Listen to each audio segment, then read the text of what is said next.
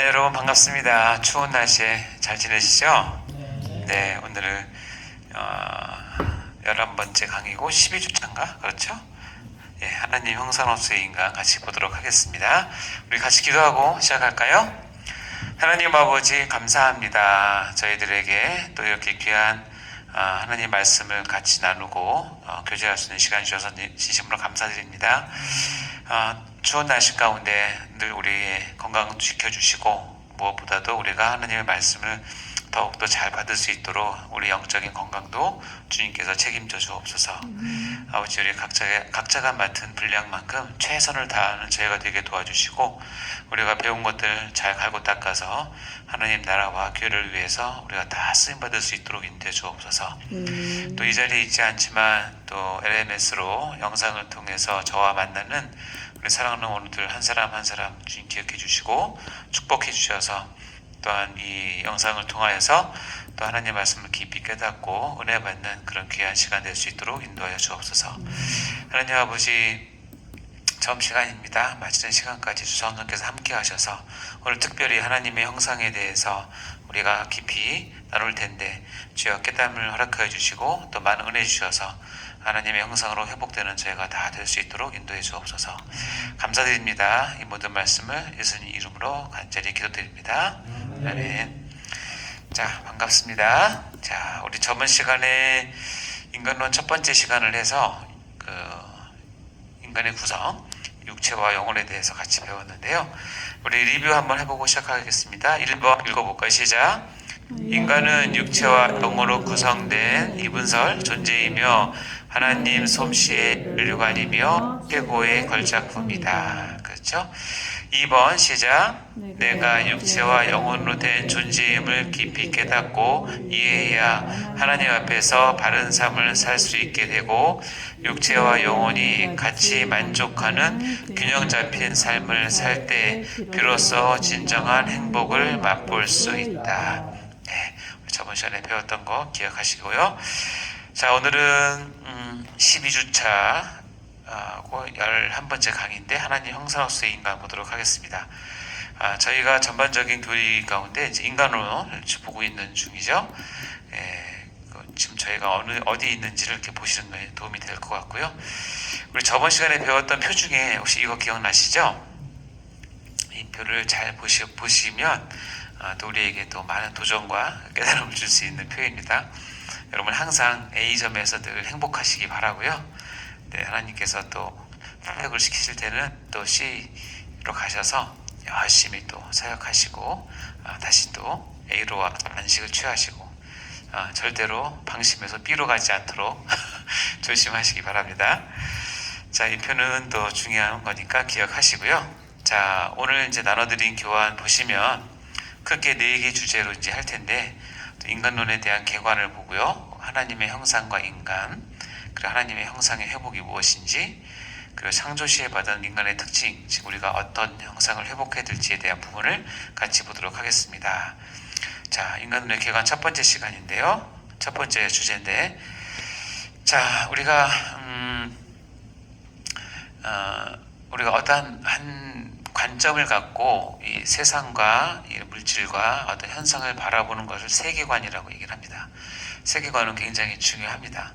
왜냐하면 우리가 육체적으로 어떤 시력이 좋지 않을 때 자기에게 맞는 안경과 렌즈를 껴야 잘 보이잖아요.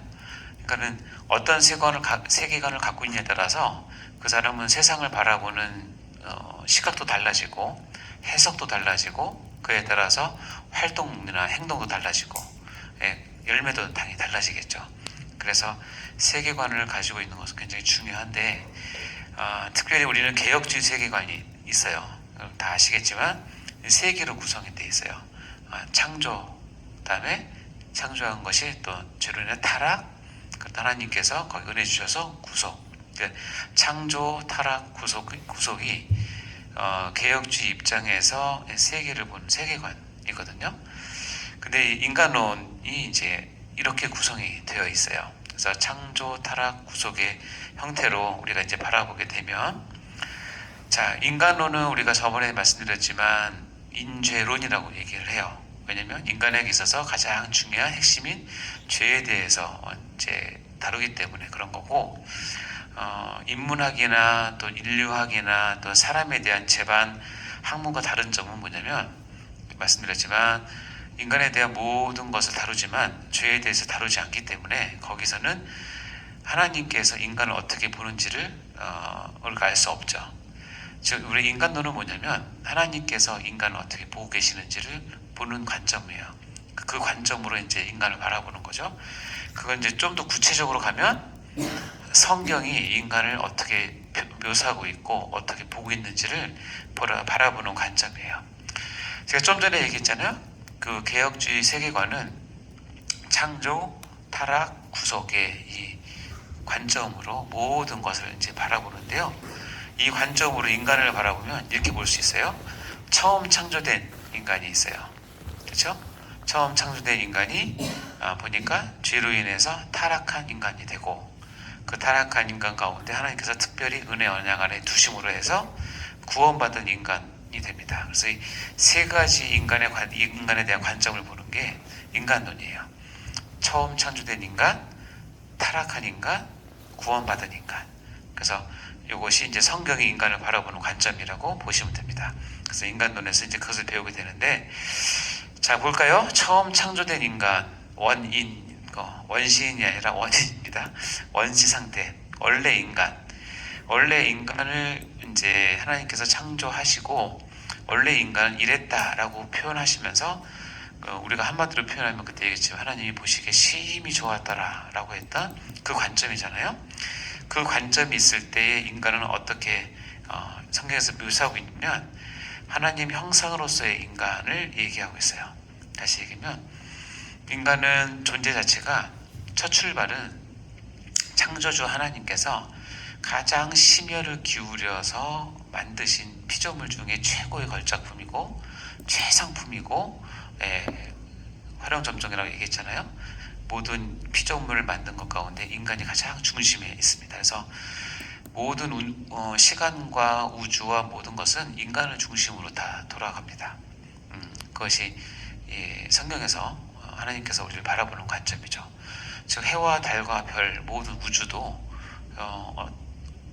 어쨌든 인간을 중심으로 다 하나님께 주신 것이기 때문에, 그래서 인간은 한없이 엄청나게 큰 은혜를 받고 존귀한 존재로 태어나는데, 그 중에서 가장 중요한 게 뭐냐면 하나님 형상을 받았다는 거예요. 그치? 하나님의 형상을 받았기 때문에 인간은 그 자체만으로도 너무너무 존귀하다는 거예요. 그래서 이 하나님 형상으로 지음받은 인간을 하나님께서 특별히 이제 아담과 하와의 첫 인간들에게 어떤 일을 했는가를 보면 모든 만물을 만드신 후에 에덴 동산을 창설하시고 그 에덴 동산에 그들을 두시고 그들에서 원래 하나님께서 하셔야 되는 통치 행위를 그들에게 위임을 하셔서 아담과 하와는 거의 하나님과 방불할 정도의 지위를 갖고 온 세계를 다스렸어요. 그 중에 이 중에 한 말씀드렸지만 모든 만물에 하나님께서 다 창조하셨지만 그 만물을 규정짓는 이름을 하나님께서 짓지 않으셨어요. 그 이름은 누구를 통해서 대리로 그 이름을 짓게 하시냐면 아담을 통해서 그 일을 하게 하세요. 그만큼 하나님은 아담에게 자기의 거의 전권을 위임했다고 해도 과언이 아니에요. 성경적인 관점에서 누가 어떤 사람의 이름을 지어준다, 어떤 사람의 이름을 개명해준다라는 뜻은 뭐냐면 너는 내 거라고 하는 그 계약 관계가 성립되는 것이기 때문에, 원래 이 모든 피조는 하나님 것인데 하나님께서 하나님 형상으로 지음받은 인간인 아담에게 거의 하나님과 방불할 정도의 위임과 권위를 주었죠. 그것이 가능한 이유는 뭐냐면 다른 모든 동물에게는 하나님의 형상으로 지었지 않았어요. 오직 인간만 하나님의 형상으로 지었어요. 그래서 하나님은 그 인간을 자기의 대리인으로서 자기와 거의 같은 동급의 이 피조물을 다스릴 사람으로서 세우시는 것을 기뻐하셨어요. 그리고 그렇게 하는 것을 보면서 너무나 좋으셨던 것 같아요. 그래서 이제 하나님께서 뭘 생각하시냐면 그 인간과의 그 사랑의 관계, 행복의 관계를 영원히 하고 싶으신 거예요. 그게 하나님 원래 마음이에요. 영원히 하고 싶으시니까 하나님께서 어떤 것을 안전장치를 두시냐면 인간이 하나님의 대리자로서의 모든 권한을 위임받고 거의 하나님과 방불한 삶을 살지만 거기서 인간이 가장 조심할 게 뭐냐면 하나님의 그 권위와 위치를 넘어서면 뭐가 깨지냐면 그 행복한 관계가 깨져요. 그래서 하나님께서 제한을 두셨어요. 이 제한을 넘어오지 않으면 내가 너희 모든 영생 행복을 완벽하게 책임지고 보호하겠다는 의미로 선한 뜻으로 하셨을 가능성이 많죠. 그게 바로 가장 중요한 행위 언약이에요. 이것을 지키면 네가 영생을 얻고 지키지 않으면 벌을 받는다라고 하는 행위 언약을 주셨어요. 아담에게 주신 대표적인 행위 언약이 뭐냐면 선악과예요. 그렇죠? 네가 동산 중앙에 있는 것을 따 먹으면 안 되고, 그래서 안 따 먹고 예, 다른 것은 다 먹어도 되니까 그렇게 하면 영원한 삶의 보장을 해줘요. 그래서 행위 언약은 엄밀한 의미에서는 하나님께서 인간에게 해주고 싶은 말이 있는 거죠. 뭐냐면 나는 창조주고 너는 내가 가장 사랑하는 존재이지만 그래도 뭐다? 피조물이라는 것을 명심하라는 뜻이에요. 그 관계가 흐트러지면 하나님은 손해볼 게 실은 없어요. 근데 뭐냐면 인간은 그 틀어진 관계에서 발생되는 여러 가지 악한 죄 때문에 죽을 수밖에 없는 존재이기 때문에, 그래서 행위 언약을 통해서 이제 보호를 해주시고 경계를 딱 주셨죠. 자, 이게 이제 처음 창조된 인간이 두 개의 어떤 그게 있어요. 한 형성으로서의 최고의 권위를 갖는 인간이 있었고, 그것을 보호하기 위해서 하나님께서 행위 언약으로 테두리를 딱 안전하게 쳐주신 거예요. 그게 처음 창조된 인간에게 해당되는 내용이에요. 근데 애석하게도 역사는 우리가 반복하거나 되돌릴 수 없어요. 그렇죠? 아담이 만약에 선악과를 끝끝내 안 따먹고 지켰다면 뭐 인류 역사는 좀 바뀌었겠죠. 그렇죠? 감기로 고생하시는 우리 원우분들 아담 때문에 감기 걸리신 거라 생각하시고 아담만 없었으면 감기도 안 걸리고 좋았을 텐데, 근데 어쨌든 역사는 뭐 다시 뭐 가정이 없으니까. 근데 진실은 뭐냐면 어쨌든 아담이 그 행위 언약을 뭐 했어요? 범했다는 거예요. 어겼다는 거예요. 그래서 하나님과 인간 사이에 뭐가 들어왔어요? 죄라고 하는 정말 무지막지한 그 악한 것들이 쓰나미처럼 몰려온 거예요. 그래서 이 죄가 그 사람 인간을 삼키고 옴짝달싹 못하게 만들고 하나님으로부터 관계를 단절시키죠. 그래서 이제 타락한 인간, 그래서 죄인이라고 얘기해요. 죄 속에 있는 인간이에요. 그래서 인간을 보는 두 번째 관점은 죄 속에서의 인간이에요. 그게 아담 이후로 이제 대표성의 원리에 의해서 모든 사람들은 죄 속에서의 인간으로 태어나요. 그게 이제 우리의 가장 큰 비극이죠. 그렇죠? 자, 원래 출신은 하나님의 형상으로서의 인간인데 태어난 현실은 죄 속에서 인간으로 태어나는 것이, 이게 어떻게 보면 지금 우리가 사는 거랑 똑같아요. 하나님의 자녀이지만 바른 이 땅에 살고 있어서 우리 비전과 꿈은 하나님 나라에 있지만 현실은 이 땅에 있어서 그 두 개 사이에서 고통받는 것처럼 이거 타락한 인간도 바로 그런 존재입니다. 그래서 죄인으로 우리가 태어난 것이죠. 그런데 여기서 끝이는 것이 아니라 하나님께서 은혜 언약이라고 하는 것을 삼위일체 하나님께서 맺으시고 거기에 구원받은 인간을 부르세요. 그것을 의인이라고 얘기해요. 아까는 원인, 죄인, 이번엔 의인. 그래서 의인으로 칭함받은 사람은 하나님께서 두 가지 언약 가운데 이 사람들을 묶어요. 뭐냐면 하나는 구속 언약 또는 속죄 언약 안에서 인간을 묶고, 그리고 구속 언약 안에서 하나님께서 완성하신 구원을 은혜로 그 사람에게 베푸시고 적용하는 은혜 언약 속에 인간을 묶어요. 그래서 구속 언약과 은혜 언약 안에서 우리가 보호받기 때문에 우리는 구원받은 인간이 될 수 있어요. 자, 이 세 단계를 이제 아시겠죠? 그래서 여기 인간으로 하다 보면 언약이 세 개가 나와요. 행위 언약, 구속 언약, 은혜 언약. 이것을 이해해야 내가 하나님과의 관계에서, 그리고 내가 성경은 나를 어떻게 보는지를 우리가 언약적 관점에서 볼 수 있죠. 자, 이거를 이제 조금 더 도표를 만들면 이겁니다. 우리가 이제 배운 인간론은 이게 크게 세 개예요. 처음 창조된 인간, 다음에 죄 속에서의 인간, 언약 속에 있는 인간. 세 개고, 처음 창조된 인간은 원시상태 인간인데 우리가 어떻게 지음을 받았느냐, 그것이 인간의 구조 성질 배웠죠? 거기에서 나오는 거고, 거기서 가장 핵심은 하나님 형상으로 지음받았다는 존귀한 인간을 배우는 거예요. 그러면서 행위 언약은 처음 창조된 인간으로 주어졌지만 이것을 어김으로 죄가 들어와서 죄 속에서 인간이 되고, 이 타락한 인간을 하나님께서 긍휼히 여기셔서 속죄 언약과 은혜 언약 안에 우리를 두심으로 구원받은 인간으로 우리를 구원해내시죠. 그래서 요 관계, 요 표로 이제 보시면 인간론이 이렇게 진행이 된다. 저번 시간에는 인간의 구조적 성질을 배웠고요. 오늘은 이제 하나님의 형상으로서의 인간이에요. 하나님의 형상으로서의 인간은 전체 인간론 중에 어디에 해당되는지 아시면 됩니다. 그래서 이 표에 보면 하나님 형상으로서의 인간이겠죠. 그럼 다음 시간에 뭘 배우냐면 행위 언약 속의 인간과 그로 인한 죄 속에서의 인간이 무엇인지를 배우게 될 것이고, 그 다음 시간에는 구속 언약, 우리의 구원의 근거가 되는 구속 언약 속의 인간이 무엇인지 배우게 될 것이고, 마지막엔 은혜 언약 속에서 우리가 어떻게 마침내 구원을 받느냐를 배우는 것이 인간론의 흐름입니다. 자, 이게 정리가 되셨으면, 전반적인 이제 인간론 정리가 되셨으면 이제 하나씩 볼게요. 형상이란 말 많이 들어보셨죠?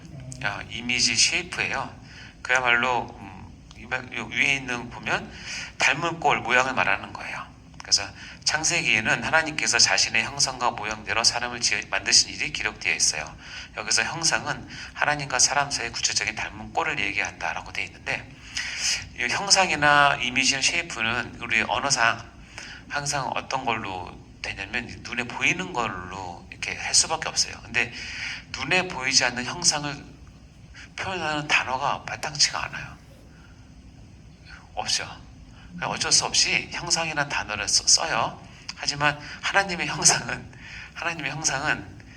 우리가 이미지로 볼 수 있는 건 아니죠. 만질 수 있는 것도 아니고 색깔이 있는 것도 아니에요. 그러나 영적인 어떤 단어라고 볼 수 있죠. 그래서 밑에 보면 이렇게 됐습니다. 밑에 즉부터 읽어볼까요? 시작. 즉 사람은 전 존재가 하나님의 성품의 영향을 받아서 이성적, 윤리적, 종교적 능력을 지닌 존재로 창조되었으며 영이신 하나님을 구체적으로 표현하고 있는 존재라고 할 수 있다. 이게 하나님 형상으로서의 인간이에요. 말이 참 어려운데 그래도 가만히 읽어보면 뭐 틀린 말은 아니고 좋은 말이에요. 하나님의 성품 영향을 받아서 이성적, 윤리적, 종교적 능력. 그러니까 이성적, 윤리적, 종교적이라고 하는 말 자체가, 영적 이런 말 자체가 원래 하나님이 갖고 있는 성품의 속성이에요. 그것을 우리가 그대로 받아서 인간은 독특하게 나를 만드신 창조주 하나님의 어떤 형상을 표현하는 존재가 돼요. 표현할 수 있는 유일한 존재예요, 어떻게 보면. 그리고 그것은 사람마다 조금 차이가 있을 수 있지만 인간만이 그것을 부여받은 특권이기도 해요. 그래서 하나님은 인간을 너무너무 사랑하시는 이유가 뭐냐면 자기의 형상을 가지고 태어났기 때문에, 창조되었기 때문에 그래요. 자, 형상에 대한 개념을 이렇게 본다면 이제 하나님의 형상과 인간을 보도록 하겠습니다. 하나님의 형상 이마고 데이라고 얘기하는데 밑에 한번 정의를 읽어볼까요? 시작. 인간이 하나님을 알며 교제할 수 있는 존재로 지음받은 것, 즉 영이신 하나님을 구체적으로 표현하고 있는 존재라고 할 수 있다. 자, 인간이 하나님을 알고 교제할 수 있는 존재로 지음받았다는 것이에요. 그래서 우리는 하나님의 영이신 하나님을 표현할 수 있는 존재로 우리가 부름을 받은 거죠. 그래서 우리 인간은 각 사람에게 하나님의 형상이 있어요.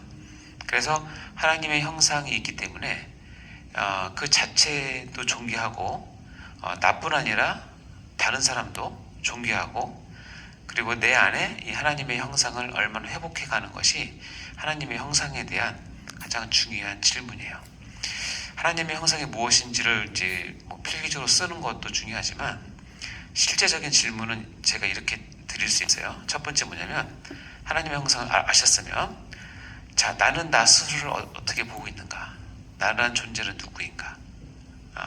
이 대답은 뭐 철학적인 대답이기도 하고 실존적인 대답이기도 하고 아니면 실제적인 대답이기도 해요.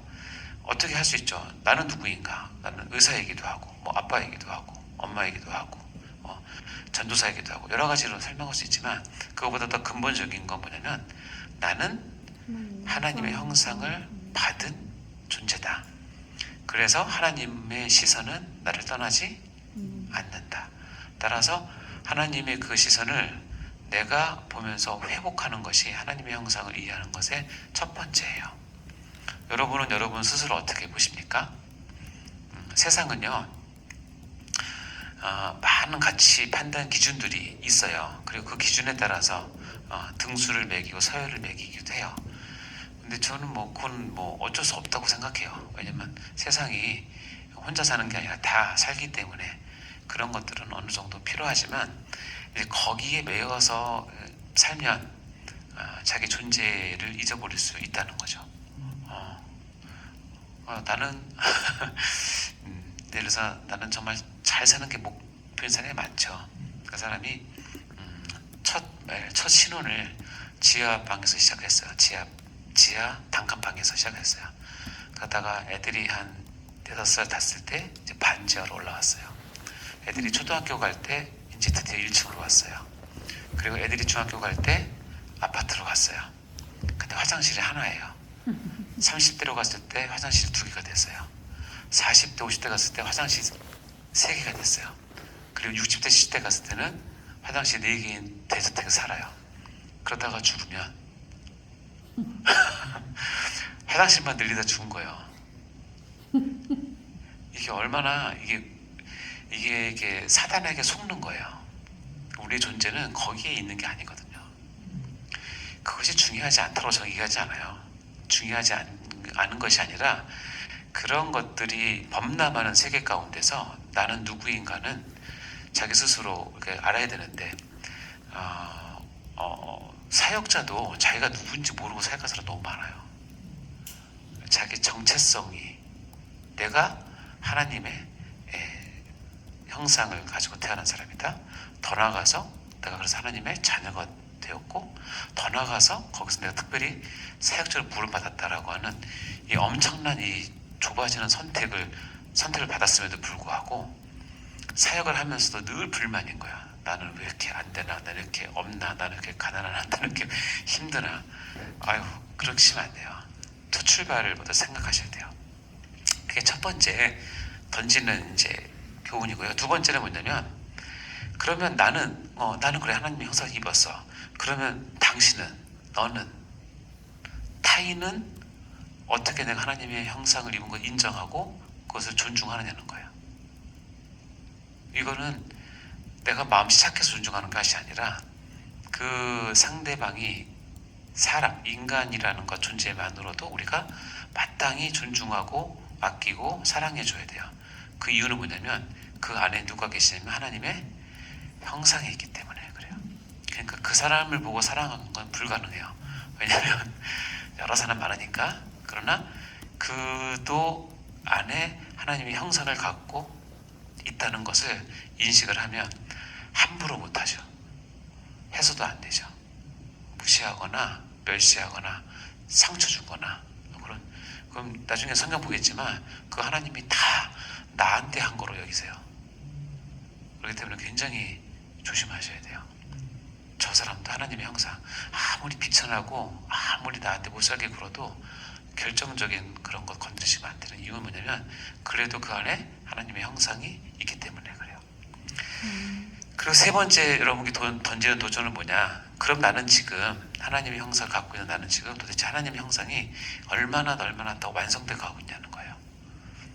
이것을 이제 어떻게 보면 구원론에 가면 성화로 얘기할 수 있는 것이고 종말론에 가면 상급신앙이라고 얘기할 수 있는 것이고 그것을 내가 어떤 관점을 보냐면 내 안에 내가 부여받은 하나님의 형상을 원래 하나님의 형상만큼 내가 내 안에서 얼마나 키워내느냐.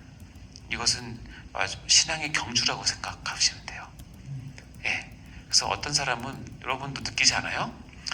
정말 존경하고 신앙 좋은 사람 옆에 가면 정말 예수가 살아왔네 이런 생각이 들 정도로 따뜻하고 존경스럽고 그 말 한마디 한마디가 내 영혼을 울리는 사람이 있는가 하면 아무리 그가 직분자나 교육자라고 하더라도 이 하나님의 형상이 닮아지지 않는 사람들은 뻑뻑해요.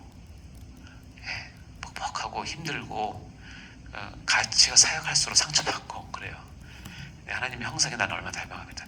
이 세 가지를 이제 머리에 두시고 오늘 이제 공부를 시작하는 겁니다.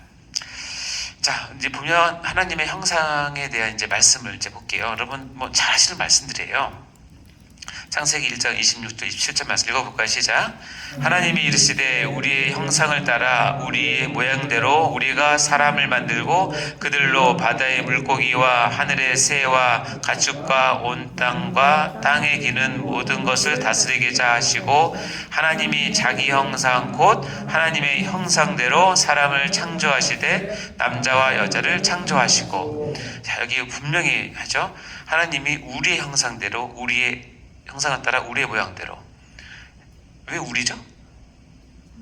그렇죠. 삼위일체 하나님의 어떤 간접적인 표현일 수 있겠죠. 우리. 자, 그러면서 이렇게 다스리는 어떤 능력을 주면서 밑에 하나님이 자기 형상 곧 하나님의 형상대로 사람을 창조하셨다라고 꽝 선언하셨어요. 질문할까요? 하나님은 그러면 남성이에요? 여성이에요? 남성이었으면 좋겠어요? 여성이었으면 좋겠어요? 대표성으로 남성. 그렇죠. 여기 보면 하나님이 자기 형상대로 창조하셨는데 남자와 여자를 창조하셨으니까 하나님은 남자다 여자라고 말할 수 없어요. 그러나 하나님이 뭐라 하시냐, 하나님 안에는 남자가 갖고 있는 모든 형상의 것과 여자가 갖고 있는 모든 형상의 것을 하나님 어떤 성을 취하는 게 아니라 그 자체를 다 가지고 계시는 거예요. 그러니까 거기서 남자와 여자를 냈죠. 그렇게 생각하시면 돼요. 제가 그럴 리는 없겠지만요. 제가 정말 신실하게 살아서 내 안에 하나님의 형상이 진짜 하나님 보시기에 100% 만들어졌어요. 그럴 리는 없겠죠? 제 소망이에요. 100% 만들어졌어요. 그래도 원래의 50%밖에 안 되는 거예요. 나는 여자의 형상을 따라갈 수 없으니까. 그렇죠? 그러나 하나님은 남자와 여자를 만드셨기 때문에 완벽한 형상이 있으신 거고, 저는 최선을 다해서 하나님을 따라가시면 남자로서 따라갈 수 있겠지만 안 되잖아요. 그러니까 남자와 여자는 하나님께서 분명히 경계를 지어주셨기 때문에 넘나들면 안 돼요. 그래서 하나님은 이 남성도 여성도 얘기할 수는 없지만 우리가 성경을 읽어보면 어느 쪽에 가까워요? 남성 쪽에 좀 가깝게 표현을 하는 거죠. 그거는 그 당시 그 당시의 어떤 종교와 사회와 이런 것의 문화의 영향 때문에 그 당시 인간이나 우리가 이해하기 편하게 아버지라고 하는 또는 남성상을 갖는 그런 신들이 많았기 때문에 그런 그 차원에서 아마 본인 이렇게 표현하신 거죠. 그래서 이거를 잘못 오해하면 저는 얘기했지만 하나님은 아버지야. 그리고 예수님은 아들이야. 그럼 엄마는 어디 있어? 이렇게 나오는 거죠. 아버지가 있고 아들이 있어요. 그러면 그 집안에 누가 있어요? 반드시 엄마가 있죠. 그리고 엄마를 찾는 거예요. 이게 이성적으로 성경을 보는 사람들의 하는 얘기예요. 그래서 어머니 하나님도 만들어내고 그래요. 성경에는 그런 계시가 없잖아요. 그러니까 삼위일체에서 배웠듯이 그렇게 이성적으로 생각하시면 안 돼요. 하지만 하나님의 형상은 남자와 여자를 창조하셨다라고 분명하게 얘기하고 있죠. 자, 두 번째 강의 잠시 쉬었다가 시작하겠습니다.